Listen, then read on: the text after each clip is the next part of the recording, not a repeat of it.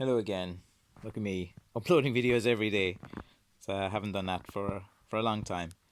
I guess now that we have this kind of global pandemic going on, we kind of can do things that we've been putting to the side for a while, whether it's a project at home or painting some room or tidying the attic or doing something like that. We all have a bit more time now to kind of revisit some of the things that we were doing before. Anyway, here's me showing off again how great I am with a big load of sticks there that I kind of made at the weekend. Uh, so here's a bunch of blackthorns again of all kind of shapes and sizes that I kind of made this weekend.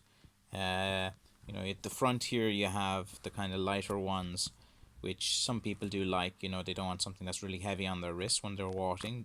Just want kind of like an everyday stick. Usually the stick fighters like ones that are kind of about 300 to 500 grams on their wrists. Those are the first two. The next four are your beasts that if you want to show off that I've got a blackthorn and you want something that looks a bit mad looking, you get a stick like that. Like these four are just all I can call them is beasts. They're big, they're strong, they're used. I'll just put my hand out so you can kind of see as a comparison. Like that's just insane.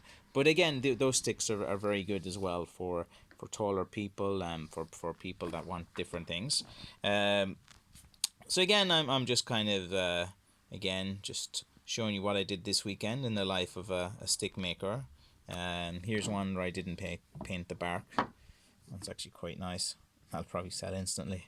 Yeah, that's the thing about it. Like with stick making, if you make a nice stick, it will sell. There's no rocket science to it. If you make a good looking stick and the wood looks interesting, you find a good piece of wood, it sells itself. You don't have to do anything. You know, like with this, what did I have to do? The handle's already there on the piece of wood. You know, beautiful design in it, fantastic bark and features on that. What I gotta do, just find it. That's it. You know, uh, again, I think I mentioned this in the last video. Like the hardest part is just finding the wood. That's the difference between stick makers and the wood that they find.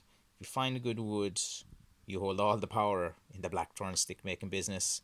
Yeah, so there you have it again. Trying to come up with ideas each day of what kind of videos to make. So today I just thought I'd show off there what I was doing at the weekend, and just show you kind of a bunch of walking sticks all together as a comparison. Sometimes you see one in a video and you're like, you don't really know what it looks like in relation to another video because it's hard to tell. And then like my hand wouldn't be like a huge hand. I've got like a small enough hand, so this probably looks huge in my hand, where if you had someone with big hands, it wouldn't look as. So again, it kind of gives you a comparison. You can see some with knuckles, some with not less knuckles, which are made more from the trunk. The ones made from the trunk are really hard. Different branches, different ages, different handles. Like you can have this type of one, which is right at an angle. I like these a bit better that are a bit up, not like the complete right angle ones that you lean on. The ones there that are kind of like just kind of raised up from the right angle, because they just kind of feel more comfortable when you're walking. For some reason, like they just kind of support your weight a bit better. I don't know what the logics or physics is behind that.